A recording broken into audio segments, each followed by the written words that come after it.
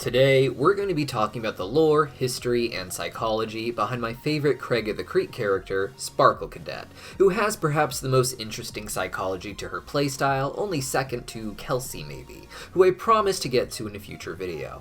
But before we jump in, I just want to remind all of you that this is your last chance to order an autographed print from your favorite Craig of the Creek voice actors. We have a bunch at the shop, which I'll be leaving in a link in the pinned comment down below. The shop closes at the end of this week, so get them before they're gone.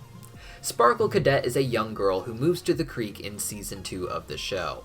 Like other children, she has developed something of a superhero persona, giving her the name we know her as, Sparkle Cadet. Sparkle Cadet is heavily inspired by Sailor Moon. She's reminiscent of magical girls as a whole, but Sailor Moon is largely credited with pioneering the genre, and many of the references and even the tone of her music is something that more accurately reflects Sailor Moon than other magical girl anime that followed. But she came up with her own identity, similar to how Wildernessa is just cosplaying as her own version of Princess Mononoke, but more on her in a future video as well. Sparkle Cadet's playstyle is one that she acknowledges as being psychologically relevant to her in the show, something a lot of the characters don't do when they commit to their characters. And because of that, she is a perfect example of how the show uses a character's playstyle to talk about their home life, and how we may apply the same logic to the other characters in future videos. Sparkle Cadet's father has to move a lot for work, and because of that, Sparkle Cadet would bounce around from school to school, struggling to make friends everywhere she went. This is something I know all too well, as my father was a Navy man, and I ended up going to 5 different high schools over 4 years. I can't even remember how many different elementary or middle schools I went to before this, and while it's always possible to make some friends, it can be very difficult. Oftentimes, by the time you manage to make a friend you see with any regularity, you end up moving away soon after. While at one school, Sparkle Cadet would slip on some various art supplies and rush to cry alone after being embarrassed in front of the other students. When she saw herself in the mirror, however, she liked how sparkly she looked and promised that she was never going to feel bad about that again. And being clumsy is something we have seen her do a lot. Again, similar to Sailor Moon. This helped her adopt the persona of Sparkle Cadet, which allows her to have an imaginative world to escape to no matter where she moves, and an overarching story she tells about herself that can make her feel special. She will likely continue to play as Sparkle Cadet for a few more moves, until slowly becoming an inspiration for original characters in stories that she writes or comics that she draws, as playing a superhero becomes socially unacceptable and she has to find other outlets for it. Military children rely heavily on their imaginations for entertainment because of their lack of friends, especially those without siblings, and because of that they may also do games of imagination much longer than the other kids, even without any other stunts in their psychological development. While other kids will go on to learn how to socialize with their friends in new, more socially acceptable ways as they get older, there aren't a lot of other outlets for imagination outside of creative writing.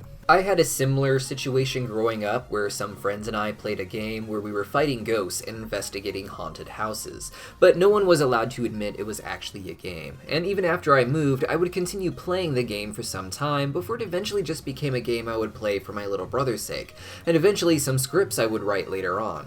I went on to actually work for a psychic for 5 years before working here at Cartoon Universe, so perhaps Sparkle Cadet will go on to do something influenced by her playstyle as well. Not that she would become an actual Sailor Moon style superhero, but perhaps she'll be growing up to make the next big girl hero TV series, and that will inspire other kids to play as their sparkly superheroes like Sailor Moon did for her.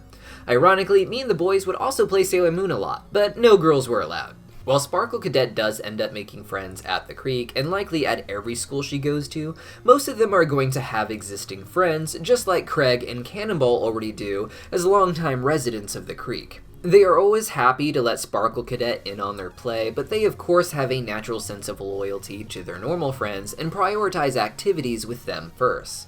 While this can be a very sad thing for a lot of children, many also are very understanding in the situation and learn that the best way to get close to other kids is to let them have their space with their existing friends. It can be tough feeling left out when all you want to do is join in on the fun everyone else is having, but for a lot of kids, myself included, trying to push yourself into a group, even if one of the kids really wants you to be there, can cause problems for the group as a whole and leave you without any friends after all the drama is done. As someone who also moves around a lot, Sparkle Cadet is well aware of this trend and visits Craig at the creek only here and there, likely having other friends at the creek and elsewhere that she can go to on other days when she knows Craig will be playing with the Stump Kids. Sparkle Cadet is one of many characters whose playstyles rely on other people playing along. These characters will often adopt an entirely new name, develop lore, and get along with people who just let them go on their adventure and pal around in their imaginative world. Other poignant examples of this sort of yes and playstyle include Deltron, Ren of the Alliance of Science, and even Kelsey, though all to different degrees.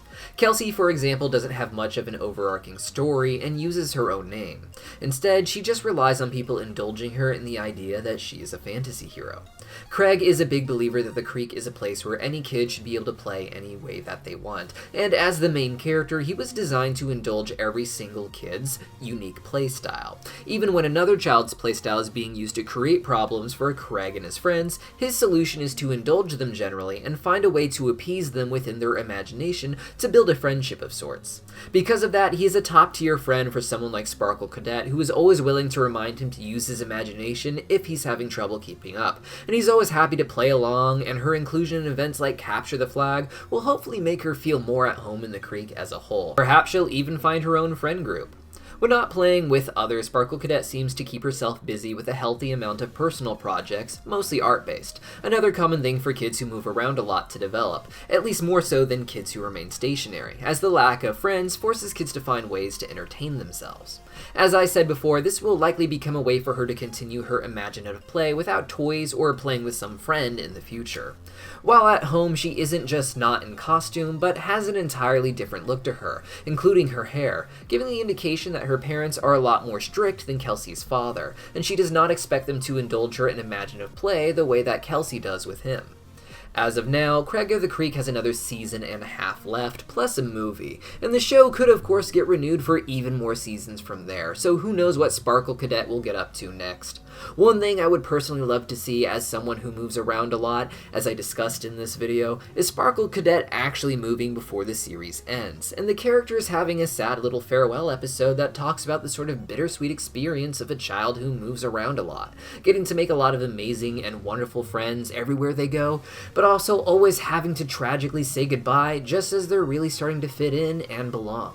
But who knows? Maybe the creek is Sparkle Cadet's forever home, and she'll be in the show until the very end and beyond. But what do you guys think? Let me know your thoughts on this video and which character I should talk about next. And don't forget to check out the streaming link to get a signed autograph of your favorite Craig of the Creek voice actors in the pinned comment down below. See you guys next time.